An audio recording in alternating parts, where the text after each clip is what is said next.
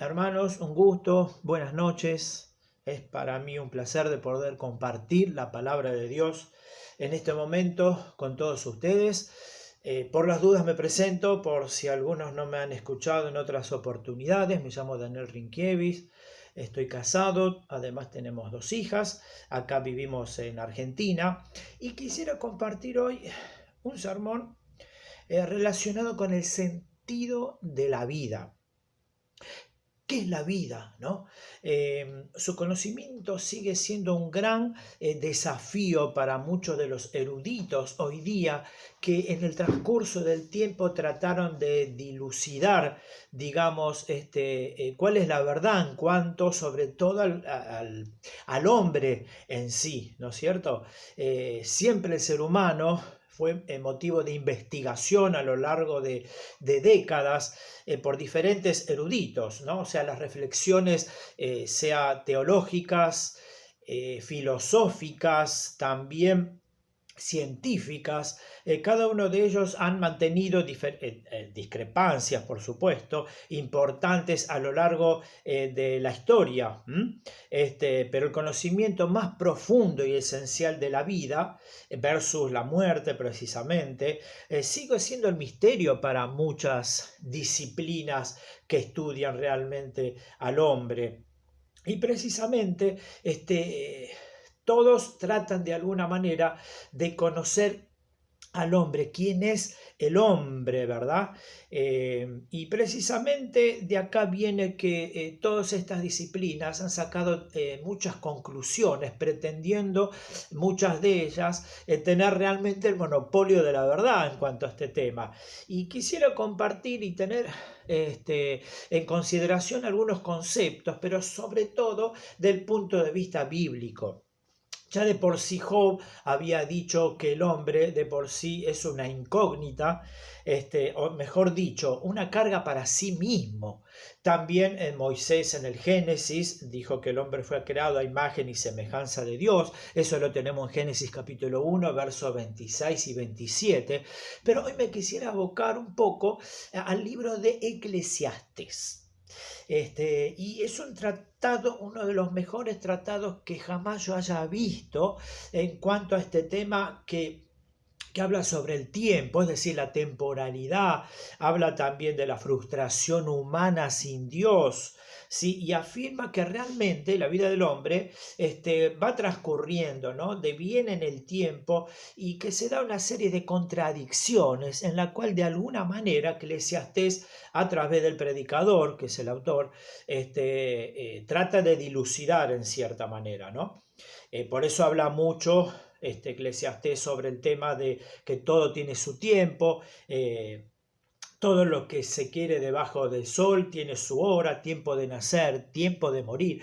Y considero que nunca se ha plasmado mejor la realidad de la vida humana, precisamente en el transcurso del tiempo existencial, en la cual el hombre vive en la tierra, tiene vida, en la cual vive, tiene un tiempo de vida y después muere. Eso es lo que muchas consideran que realmente es un verdadero misterio y ahí donde termina la muerte y se terminó todo. Y precisamente Eclesiastés es un libro que parecería muy contradictorio, en la cual también fue desechado por muchos creyentes, agnósticos, ateos, ¿no es cierto? Pero sobre todo en los últimos años de la historia, ¿no? Y es un libro como que si fuese un monólogo, en cuanto a que deja perplejo a muchos cristianos y muchos de ellos no lo quieren abordar precisamente porque parecía que no da resultados espirituales rápidos. Parece que no contiene, así a grosso modo, mucha información positiva y animadora para que realmente el creyente pueda vivir una vida de fidelidad a Dios. O sea, antes bien, es un libro que parece aconsejar, por las palabras del autor, que la vida carece de significado, que no tiene ningún sentido, y por lo tanto se puede gozar de ella como uno quiera, total, luego viene la muerte y al fin y al cabo todos vamos a morir y vamos a terminar la vida de la misma manera. Y un poquito viene por ahí y que se puede abordar este libro, ¿no es cierto?, desde el punto de vista de que muchos colegas del autor, sabios terrenales, ¿sí?, y filósofos también, no reconocían los límites de la soberanía divina, ¿no?, que ha puesto sobre el entendimiento humano. O sea, la falta de conocimiento de los límites humanos llevó a que la humanidad se guíe por los propios éxitos del mismo ser humano.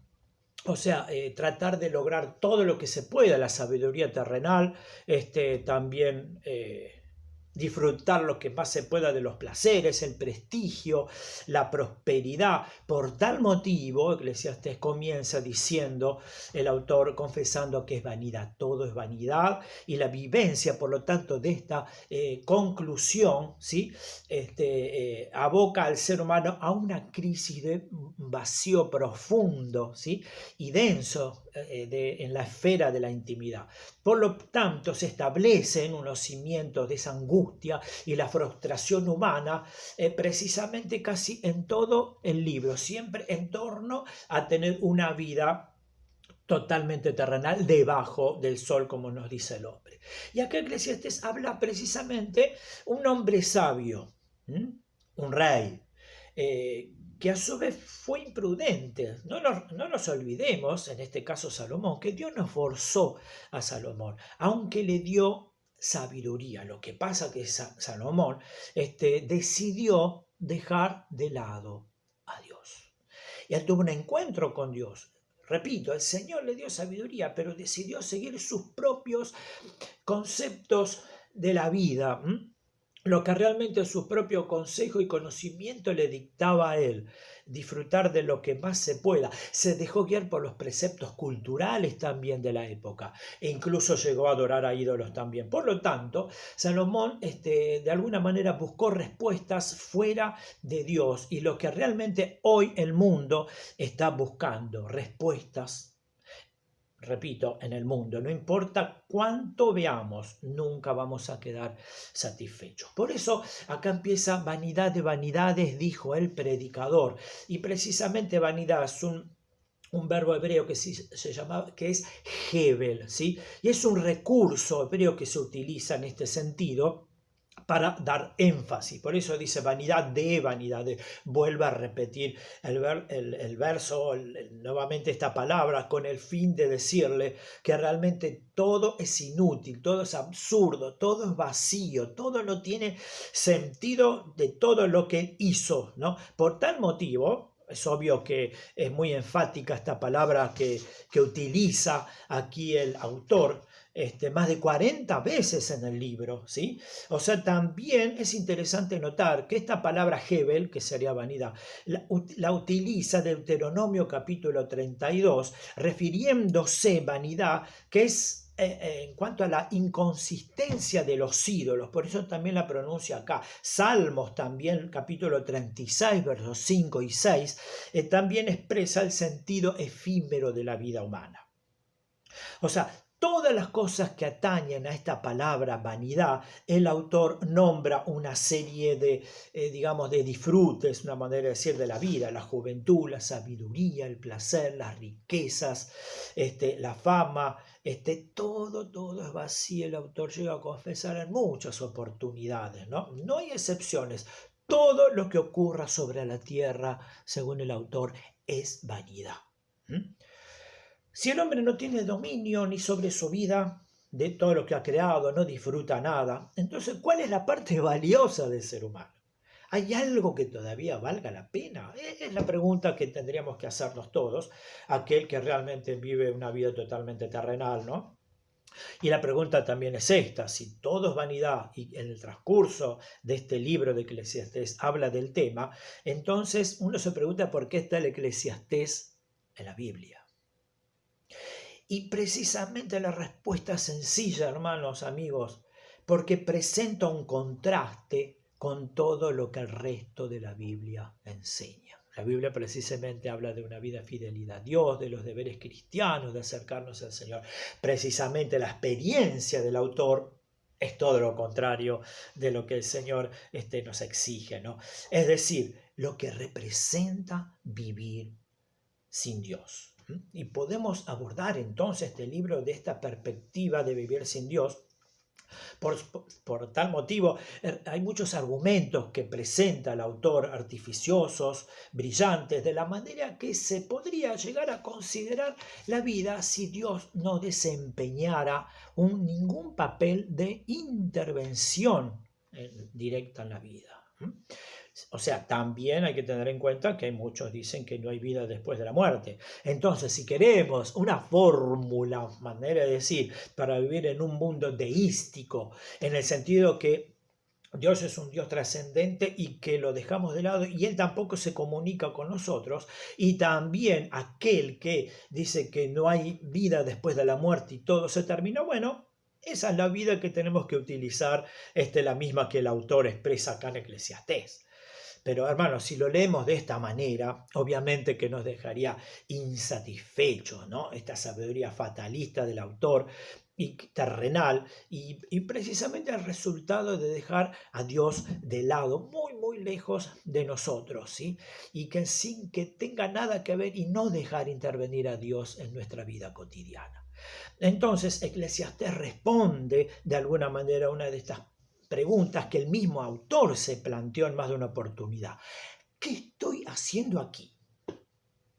Yo como ser humano. Si uno no conociera, digamos, la conclusión del libro, que me habla a mí de seguir al Señor, de temer a Dios y guardar sus mandamientos, obviamente que todo libro parecería ser un libro totalmente negativo. Todo parecería que la vida es un estorbo, también el trabajo sería inútil y los placeres tampoco tendrían ningún sentido porque son efímeros, pasajeros y después vuelvo a estar peor de lo que estaba, ¿no? Describe entonces la naturaleza y la historia como una serie de ciclos que se vuelven después a repetir, ¿no? Pero lo que tenemos que tener en cuenta es que el libro habla de vanidad de la vida, ¿sí? Pero tenemos que tener en cuenta que no estaba refiriéndose a la vanidad de la vida en general, sino la vanidad de la vida sin Dios. Esto lo tenemos que tener en cuenta en cuanto a este libro. Por lo tanto, Eclesiastés no es un libro de cinismo y mucho menos de desesperanza como parece. O sea, nunca ha sido la intención de Dios que la persona lo saquen a él de sus vidas. La vida entonces sin Dios es vana, está llena de frustraciones, carece de propósito, hermanos, amigos, no tiene sentido. Dios nos creó de un modo tal que podamos ser felices solamente con la compañía, la presencia, la fortaleza y el sostén de Dios, y que Él sea parte de nuestra vida en todo sentido de la palabra. Dios es el único que puede poner gozo y satisfacción y significado a nuestras vidas. Precisamente aquí está el Eclesiastés y nos lleva a la conclusión que no fue el propósito de Dios que halláramos la realización tan solo en vivir, sino vivir con Él, en Él. Y otra pregunta nueva que podríamos sacar en cuanto a lo que estamos hablando: ¿cuál es el propósito de nuestra vida terrenal? Las generaciones, como dice el libro, van y vienen, pero la tierra sigue su curso. Y vamos a leer algunos versículos para continuar con este estudio. Eclesiastés capítulo 1, vamos a leer del versículo 1 hasta el verso 9. Eclesiastés capítulo 1 hasta el versículo 9. Dice así la palabra de Dios. Palabras del predicador, hijo de David, rey en Jerusalén. Vanidad de vanidades, dijo el predicador, vanidad de vanidades, todo es vanidad. ¿Qué provecho tiene el hombre de su trabajo, con que se afana debajo del sol? Generación va, generación viene, mas la tierra realmente siempre permanece. Sale el sol y se pone el sol y se apresura a volver al lugar de donde se levanta. El viento tira hacia el sur y rodea al norte. Va girando de continuo y a sus giros vuelve el viento de nuevo. Los ríos todos van al mar y el mar no se llena. Al lugar de donde los ríos vinieron, allí vuelven para correr de nuevo. Todas las cosas son fatigosas, más de lo que el hombre puede expresar. Nunca se sacia el ojo de ver, ni el oído de oír. ¿Qué es lo que fue? lo mismo que será. ¿Qué es lo que ha sido hecho? Lo mismo que se hará. Y nada es nuevo debajo del sol. Y vamos a seguir ya que estamos al verso 10 y 11. ¿Hay algo de que se pueda decir y aquí esto es nuevo? Ya fue en los siglos que nos han precedido. No hay memoria de lo que eso precedió, ni tampoco de lo que sucederá. Habrá memoria en los que serán después. Por eso insisto acá cuando hablamos un poquito de cuál fue el propósito de la vida. Generaciones van, vienen, se vuelve a repetir, el sol sale, se pone de día tras día, como hemos leído, el viento completa también su trabajo, los ríos y la corriente fluyen constantemente al mar, los seres humanos también nos vamos desgastando, vamos envejeciendo, sin embargo jamás el ser humano va a ser saciado, como dice el verso del 8 al 11. Salomón entonces no puede hallar nada nuevo que lo estimulara, nada de lo que sucedió siempre va a volver a suceder lo mismo, ¿no? Se va a repetir una y otra vez, no hay nada nuevo debajo del sol, no hay memoria, nadie se va a acordar de las obras, dice el autor, que hayamos hecho, se van a olvidar de nosotros. O sea, da lo mismo que si yo trato de llegar a la meta con nuevos logros. Tampoco esto es lo que escribió, que dice, no hay memoria de lo que precedió, como dice el verso 11. Nadie se acordará lo que hayamos hecho cuando nos hayamos ido. Y precisamente también me gustaría compartir dos versos que son bastante crueles, pero también le dio mucha importancia a Salomón. Capítulo 3, versos 18 y 19, los vamos a leer. Capítulo 3, versos 18 y 19. Dicen así: dije en mi corazón, es así por causa de los hijos de los hombres, para que Dios los pruebe y para que vean que ellos mismos son semejantes a las bestias. Porque lo que sucede a los hijos de los hombres y lo que sucede a las bestias, un mismo suceso es. Como mueren los unos, así mueren los otros. Ni tiene más el hombre que la bestia, porque todo es vanidad. Me salté una partecita, pero lo que quiero yo resaltar en cuanto a este tema, ¿no? Que si los seres humanos no fueran más que animales de un alto rango, entonces la vida no sería más que la vida animal, no tendría sentido, ¿no es cierto?, el valor, la dignidad del ser humano. Toda la laboriosidad, todo el servicio, todo carece de propósito. Seríamos como las bestias, ¿no? Nacemos, comemos, tenemos nuestras cuestiones de pareja y terminó, nada más. Eso es lo que da a entender Salomón, que nosotros fuimos creados a imagen y semejanza, con esa capacidad que el Señor nos dio, que es una de las características más importantes que el Señor nos creó como ser humano. Por eso dijo el Señor que fuimos la corona de la creación, porque nos dio esa capacidad de comunicarnos con Dios. No nos olvidemos que es un Dios relacional, es un Dios personal en la cual nos creó para que estemos en constante comunicación con Dios y Él también con nosotros. Por tal motivo, esa perspectiva filosófica de vivir una vida sin Dios llevó a muchas personas a pensar y decir lo siguiente: no hay ninguna razón para ser puro, ser santo, generoso, honesto, vivamos como se nos antoja, una manera de decir, ¿no? Viva usted como un animal, tome lo que quiera, haga lo que quiera, solo preocúpese por usted mismo. Total, esta vida es todo lo que hay, no hay futuro, no hay nada, ¿no? ¿Cuánta gente que vive, hermano, de esta manera, teniendo esta actitud de desesperanza de hoy día, sin ningún tipo de propósito? Por eso, Salomón, tomemos esta experiencia de él y de mucha gente también, ¿no? Porque él habla con mucha autoridad. El Señor le dio muchísima sabiduría, ¿sí?, a Salomón. Fue escrito por él y él analizó todas las experiencias de su vida, hizo como un viaje mental hacia el pasado, en el futuro, para decir que todo lo que vivió fue inútil, fue irracional. ¿Sí? Salomón, si ustedes se acuerdan, ascendió al trono, pidió a Dios sabiduría, el Señor se la consiguió en Segunda Crónicas, capítulo 1, del verso 7 al 12, si quieren léanlo. Pero también llegó a ser el hombre más sabio del mundo. Primera Reyes capítulo 4, versículo 29 al 34. Estudió, enseñó, juzgó, escribió. Venían de Jerusalén, de diferentes lugares, sabios, incluso reyes y líderes para aprender de él. Imagínense la sabiduría que el Señor le concedió. Pero con todo ese conocimiento práctico que tuvo de la vida, esa sabiduría, Salomón no pudo escuchar sus propios consejos. Dejó al Señor y se dedicó, transformó esa sabiduría celestial en sabiduría terrenal. Y él luego se arrepintió y miró con humildad su vida pasada, ¿no? Hizo como un inventario del mundo que él había experimentado y trataba de alguna manera, y que así lo hizo, salvar a los lectores, salvarnos, digamos, de una manera a nosotros, de esa amargura de aprender por medio de lo que él experimentó.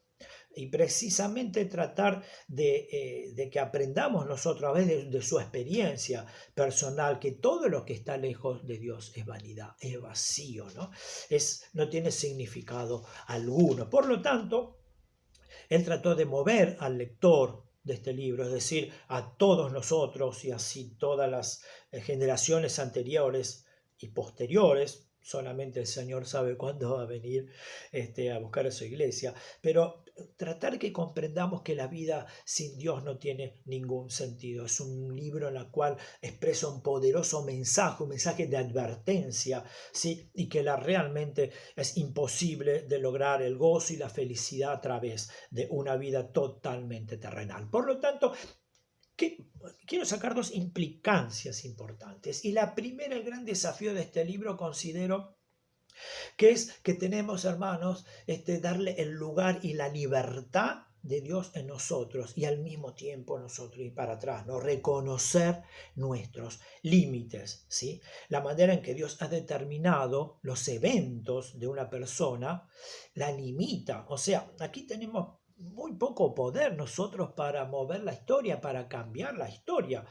Como dice también Eclesiastés capítulo 1, versículo 15, que dice que lo torcido no se puede enderezar y lo incompleto no puede contarse. O sea, lo que Dios ya estableció, el hombre no lo puede mover. Es un Dios soberano en la cual estableció, creó realmente el mundo de esta manera, ¿sí? La filosofía y la psicología jamás va a poder cambiar la naturaleza humana, no puede reformar tampoco la naturaleza vieja de los hombres, ¿sí? Es como una metáfora: cuando la rama se tuerce, así también va a crecer el árbol torcido, ¿no? Y que el hombre no lo puede realmente cambiar, ¿no? Y precisamente aún los tiempos para las experiencias humanas de la vida están arreglados por el Señor de tal manera que la labor humana no puede alterarnos. Por eso quisiera leer, ya que estamos tan bien, Eclesiastés capítulo 3, algunos versículos nada más. Capítulo 3, verso 1 en adelante. Todo tiene su tiempo y todo lo que se quiere debajo del cielo tiene su hora. Tiempo de nacer, de morir, tiempo de plantar, de curar, tiempo de destruir, tiempo de edificar, de llorar, tiempo de reír, y así sucesivamente, hasta llegar al verso 10, que dice lo que es siguiente: yo he visto el trabajo de Dios, ha dado a los hijos de los hombres para que se ocupen de él. Todo lo hizo hermoso en su tiempo y ha puesto eternidad en el corazón de ellos, sin que alcance el hombre a entender la obra que ha hecho Dios desde el principio hasta el fin. Muchos de estos eventos, ¿sí?, en los cuales no podemos ejercer dominio, porque ya el tiempo realmente fue establecido de tal manera por Dios que solamente el Señor sabe cuándo uno nace, cuándo uno muere. No podemos cambiarlo. ¿Sí? También estableció las estaciones. Hay un tiempo que yo puedo sembrar, plantar, y otro tiempo que tengo que cosechar. No puedo ir contra la naturaleza tampoco que Dios creó, ¿no? O sea, la comparación se extiende también para todo el resto de este capítulo, y que también, bueno, tenemos más para agregar. Hay un tiempo de llorar, un tiempo que tenemos que llorar con los que lloran, que realmente pasan momentos muy difíciles, atravesar pérdidas de seres queridos, etcétera, que eso nosotros no podemos cambiar tampoco la situación. Tiempo de gozarnos, tiempo de compartir realmente alegrías. ¿Y qué significa todo esto para nosotros? ¿Qué está tratando de decirnos el predicador? Que estos eventos son más agradables que otros, pero todos tienen su tiempo cuando han de ocurrir. O sea, desde el punto de vista humano, por supuesto, es inútil, como dijimos, cambiarlo. No podemos dar vuelta a una rueda al ser llevado por las estaciones y los tiempos en el cumplimiento de los ciclos. Eso ya está todo diseñado y preestablecido por Dios en su creación. Solamente debemos aceptar las circunstancias que no podemos controlar, pero sí tenemos que estar seguros que Dios está al control de todos, y depender de Dios nos da este gozo y la felicidad, alegría que solamente la podemos encontrar en el creador de todas estas cosas, ¿no? Todas las circunstancias entonces de la vida trabajan juntas, como dije, en el cumplimiento de un plan. Por eso hablamos del capítulo 3 del verso 10 en adelante. El predicador entonces le echó una mirada a todo el trabajo arduo y se dio cuenta que por la providencia de Dios se le ha impuesto a la humanidad. Por eso el Señor dice que todo lo hizo hermoso en su tiempo. Dios ha planeado en su tiempo, incluso ha puesto nuestros corazones la conciencia de que no solamente vemos las cosas visibles, pero lo que no podemos ver son las invisibles. Por eso Él creó la eternidad en el ser humano, ¿no es cierto? Tenemos ese conocimiento de que Dios está, hermanos, al mando de todo. Pero a veces no podemos ver todo el cuadro del principio al fin. Solo podemos ver los eventos que ocurren en nuestra vista durante nuestra breve dimensión que tenemos temporal. Nada más. Por eso el autor y sus amigos terrenales habían minimizado lo que Dios estaba haciendo y que Dios tenía el control de todo, ¿sí? Incluso el universo. Ellos pusieron toda su excesiva confianza precisamente en la habilidad humana de ejecutar sus propios destinos, pero no lo pudieron lograr. Jamás podían ellos poder controlar todos los eventos que ocurren, cambiarlos y menos la muerte, ¿no? Y realmente esto nos puede pasar si nosotros también tomamos ciertos dogmas preestablecidos, sabemos incluso mucho de doctrina bíblica, incluso tenemos mucho conocimiento acerca de Dios. Pero muchas veces al Señor lo dejamos de lado. O sea, no vivimos la fe. Quizá tenemos una sabiduría más terrenal en el sentido de que el Señor no ocupe el lugar que tiene que ocupar realmente en nuestras vidas. Una fe auténtica que se evidencia a través del amor al prójimo. Por eso el Señor nos dice al final de este libro guardar sus mandamientos, y eso amar a Dios con todo nuestro corazón y también amar ¿a quién? A nuestro prójimo como a nosotros mismos, ¿sí? Y por tal motivo realmente no tiene sentido de vivir una vida así tan superflua, tan efímera, así como viene también se va. Y pienso que la solución y la felicidad al sentido de la vida entonces no tienen nada que ver acá los esfuerzos humanos que no se va a poder lograr, y la fortaleza que el hombre posea, el poder que realmente lo tuvo Salomón y no pudo hacer nada, sino esta felicidad y este gozo realmente se puede abordar de una manera que es como una combinación de factores que no pueden conocerse y mucho menos manejar. ¿Por qué? Porque es el Señor a través de su soberanía y su creación que ya lo preestableció, digamos, incluso antes de la fundación del mundo. Por tal motivo, la única solución, hermanos, es temer a Dios. Los últimos 2 versículos de la Biblia es bien claro. Capítulo 12 dice, verso 13 y 14, el fin de todo el discurso oído es teme a Dios y guarda sus mandamientos, porque esto es el todo del hombre, porque Dios traerá toda obra a juicio, juntamente con toda cosa encubierta, sea buena o sea mala. Temer a Dios es realmente poder reconocer a Dios como nuestro creador, el que merece todo nuestro respeto, nuestra reverencia y al mismo tiempo nuestra sumisión a Dios y a su voluntad. También esto significa esforzarnos para resistir al diablo, no caer en pecado y agradarle en todo. Esto es el verdadero temor de Dios, ¿verdad? Este temor santo que nos dice la palabra proviene entonces de la conciencia, ¿no? Del Dios vivo que tiene el creyente, este temor santo que proviene de Dios y también capacita al hombre a reverenciar su autoridad, obedecer sus mandamientos, resistir y evitar toda forma de maldad o pecado. Por tal motivo, temer a Dios y guardar sus mandamientos es lo siguiente: si temes a Dios, guarda sus mandamientos, y si guardas sus mandamientos, temes a Dios. Es como que hay una conexión ahí entre las dos cosas, ¿no es cierto? Ese gran mandamiento que Jesús nos dejó, que recién lo dije, lo vuelvo a repetir: amarás al Señor a Dios con todo tu corazón, con toda tu mente, con todas tus fuerzas, ¿sí? Y también a tu prójimo como a ti mismo. Como dice el predicador, lo más importante para la vida del ser humano, ¿sí? Temer a Dios, guardar sus mandamientos, porque es el todo del hombre. También es importante que tenemos que tener en cuenta un término cuando hablamos de temor a Dios, que es la diferencia entre el miedo, ¿no? El miedo que hacemos ante algún peligro, huimos, corremos para el otro lado. ¿Sí? En este caso es todo lo contrario. Cuando hablamos de temer a Dios, al contrario, voy hacia Dios. O sea, lo vemos como nuestro refugio, repito, vamos hacia Él con todo nuestro corazón, ¿verdad? En Dios encontramos la justificación necesaria, nos refugiamos en Él en los momentos más difíciles, nos acercamos. ¿Cómo nos acercamos? También leyendo la palabra de Dios, escudriñarla, estar en oración constante, es reconocer, digamos, el papel que el Señor juega en tu vida y en la mía. Recordarnos que el Señor es más grande que nosotros. Es la causa final de tu existencia y de la mía.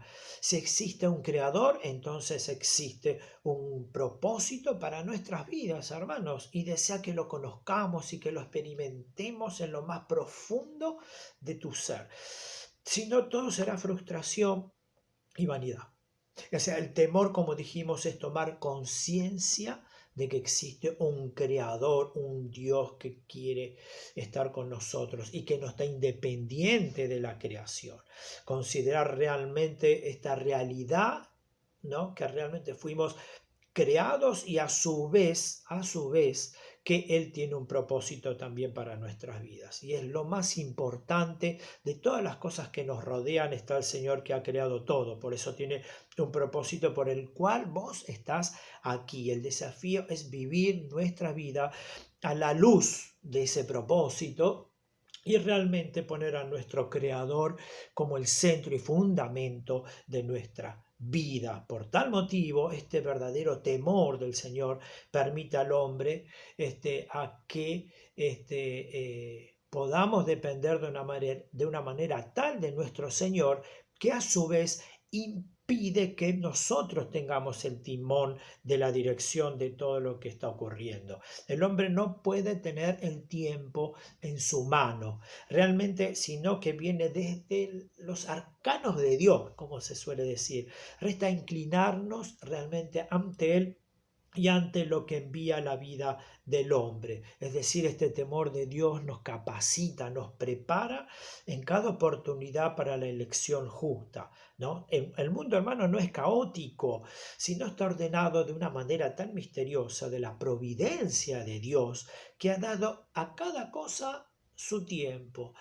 Cuando hablamos de providencia, significa que Él está constantemente, nos provee y sabe con anticipación lo que necesitamos nosotros. Por tal motivo también esto que nos ayude para liberarnos de toda ansiedad, ¿no? Realmente pedirle para que podamos marchar en la vida sin apresurarnos, no tomar decisiones de una manera terrenal, ¿no? Que todo le consultemos al Señor y siempre que cada decisión podamos analizarla antes, que sea de acuerdo a la voluntad del Señor. O en este caso pedir ayuda tanto a la palabra del Señor como también a hermanos que sabios que nos pueden realmente ayudar ante cualquier situación que nos cuesta poder enfrentar. nos insta, por lo tanto, a depositar, hermanos, todas nuestras cargas, nuestras ansiedades a los pies de la cruz de Cristo. El Señor dijo que todos los que están trabajados y cargados, Él nos va a hacer descansar y nos va a dar esa paz, la fortaleza que nosotros necesitamos, ¿sí? Que realmente nos pueda ayudar el Señor, que podamos recibir este descanso que nos capacita o nos da, mejor dicho, la capacidad necesaria para vivir con serenidad, sobre todo de una manera equilibrada. Y acá viene la segunda y última parte, cuando realmente dejamos que el Señor intervenga en nuestras vidas como debería hacerse, buscar primero el reino de Dios y su justicia y vivir bajo el temor de Dios. Por lo tanto, viene la segunda implicancia, o mejor dicho, la consecuencia. ¿Cuál es? Que el Señor nos ayuda a enfrentar las realidades de nuestra vida con gozo, fundamental. Como dice Eclesiastés 2:24, no hay cosa mejor para el hombre sino que coma y beba y que su alma se aleje en su trabajo. También he visto que esto es la mano de Dios. Acá también está implícita la gracia maravillosa de Dios, ¿sí? El hombre también, como dice el capítulo 2, verso 26, al hombre que le agrada, Dios le da sabiduría, ciencia y gozo. No es que la sabiduría y la ciencia sea mala en sí misma. El asunto es que esté siempre dentro de los límites que Dios permite. Es decir, nos desafía a manejarnos siempre dentro de su entorno. Por tal motivo, insisto, que el Señor termina hablándole al predicador al final de su vida, al final del libro de Eclesiastés, para tener temor de Dios y guardar sus mandamientos, ¿sí? Manejarnos siempre dentro de la esfera de Dios, de su amor, de su gracia maravillosa, agradecerle por todo lo que nos da. Ese gozo también es ese resultado de la paz interior en nuestro corazón. ¿De qué? Porque le tememos realmente a Dios. De ahí viene esa consecuencia, esa paz inigualable. Cuando hablamos de gozo, no es lo mismo que reírnos. Yo puedo tener gozo en el medio de una prueba, en el medio en el medio de una tristeza terrible que tengo, porque es precisamente ese gozo es primero de todo tener la seguridad de la salvación, ¿no? Que estamos en las manos de Dios y que vamos a vivir con el Señor para toda la eternidad. Pero segundo, el gozo también implica esto, esa paz, esa seguridad de que estoy seguro y tengo la plena convicción que estoy dependiendo de Dios constantemente en todo, que el Señor está detrás de todo, nada se le escapa al Señor, ¿sí? Y ser agradecidos también es fundamental para que tengamos un gozo verdadero, ser agradecidos, contentarnos con lo que tenemos. Nos anima a aprovechar al máximo de todo lo que el Señor nos da. No debemos nunca dar la espalda a la existencia de la vida, porque siempre tiene algo importante, un propósito para nuestra vida. Por eso Él nos creó. Tampoco se trata de practicar un cierto hedonismo, ¿no? Es decir, una excesiva búsqueda del placer, y tampoco practicar un ascetismo, alejarnos del mundo como monasterio, como fuera de toda la ciudad. Más bien es un realismo y gratitud. Por lo tanto, hermanos, es sacarle el mayor provecho de las situaciones de la vida. Él realmente, Salomón, buscaba el significado, buscaba la verdadera felicidad en el Señor, y él llegó realmente a unas conclusiones que él también desea que nosotros también podamos llegar, ¿sí? Nos brinda también, como vimos, capítulo 3, lean ustedes también el capítulo 4, muchas instrucciones para tener vidas de contentamiento, ¿no? Y esto podemos lograrlo también, y este gozo, sabiendo que es un Dios soberano, que Dios está al control, que Dios está detrás de todas las cosas, y quizá en el momento que a lo mejor estamos atravesando un momento doloroso, no es que el Señor se fue, siempre está. Y prácticamente es eso, la soberanía de Dios. Tenemos que tener en cuenta el alcance, lo que significa este Dios omnisciente y omnipresente, ¿no es cierto? Que Él reina más allá de nuestra comprensión, que a veces no podemos entender lo que nos está pasando. ¿sí? Que es un Señor que realmente tiene un plan maravilloso y que está también más allá de nuestra capacidad de alterar ese plan. No lo podemos hacer, ya lo dijimos, ni tampoco detener el mismo, y menos impedir el plan de Dios. Ya está todo dentro de las esferas de Dios. Todos somos siervos y protagonistas de este plan, y cada situación que nos ocurre, el Señor es para ayudar a sus hijos, para el bien de sus hijos, como dice Romanos 8:21. Pero siempre y cuando amemos a Dios, ahí sí todas las cosas, buenas o malas, nos van a ayudar para bien. Y que realmente el destino nuestro no está en nuestras manos. Dios sabe la razón y el propósito porque muchas de las cosas nos están sucediendo, como recién dije. Y a veces no tenemos respuestas, pero tenemos que alegrarnos, como dice Eclesiastés, porque realmente que nada es casualidad, no hay nada, hermanos, por accidente. Aprovechemos bien el tiempo porque el Señor así lo determinó. Y también algo importante que tenemos que tener en cuenta, preguntarle: Señor, yo dependo de ti, ¿qué quieres que yo haga? Constantemente ese propósito del Señor que desea de nosotros, pero lo principal, que le agrademos a través de nuestras vidas, ¿sí? También algo importante, ¿no? Que no solamente, para muchos piensan que la soberanía de Dios divina va en contra de las responsabilidades del hombre. Bueno, yo creo en un Dios soberano, sí, pero como que estamos en una situación pasiva, que yo no voy a hacer nada. No, también el Señor, así como Él tiene el control de nuestras vidas y gozarnos por este motivo, también tenemos que buscar y ser parte del plan de Dios, buscar primero el reino de Dios y su justicia, ¿no? Por tal motivo también, así como el apóstol Pablo nos dijo que él también está de acuerdo, ¿no? Que no tenemos, por ejemplo, que conformarnos al mundo, ¿no? Bueno, eso es la soberanía divina, se va a encargarnos, pero también nosotros nos dice que no tenemos que conformarnos, ¿no?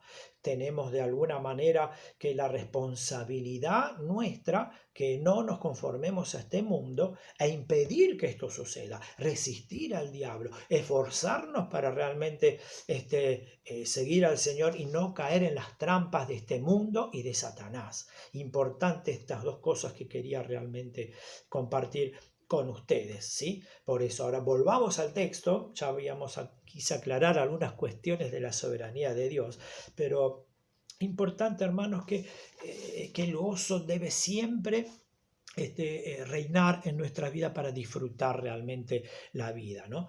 Tenemos más allá de tribulaciones, inevitablemente, pero ellas nunca van a destruir nuestro gozo. Aprendamos a sacar el mayor provecho de las situaciones de la vida, ¿no?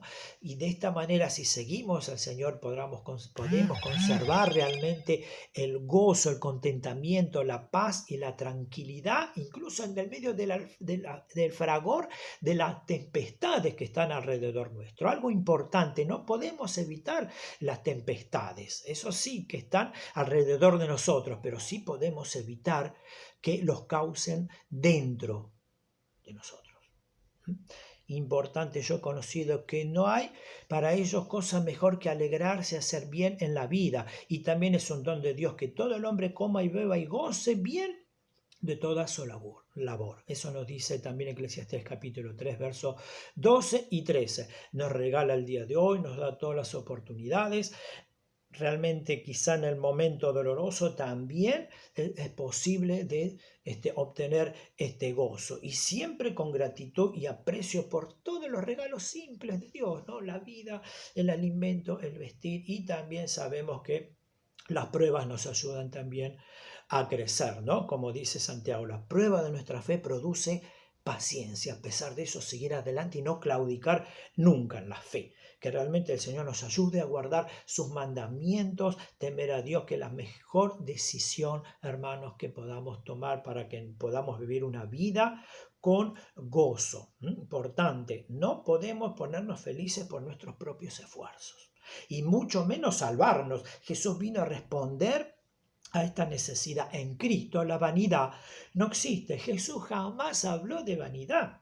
Él solo habló de ¿qué? De esperanza, de gozo, amor, paz y que nos da la seguridad de la vida eterna cuando entregamos nuestra vida a Jesucristo, ¿sí? Él vino a darnos vida y vida en abundancia, dice Juan 10:10. Depositemos, hermanos, nuestra confianza en Jesús. Acepte su estilo de vida realmente para usted. Va a ver cómo se va a maravillar de los cambios que Él puede obrar en su vida. Que Dios les bendiga mucho y un abrazo fraterno para todos.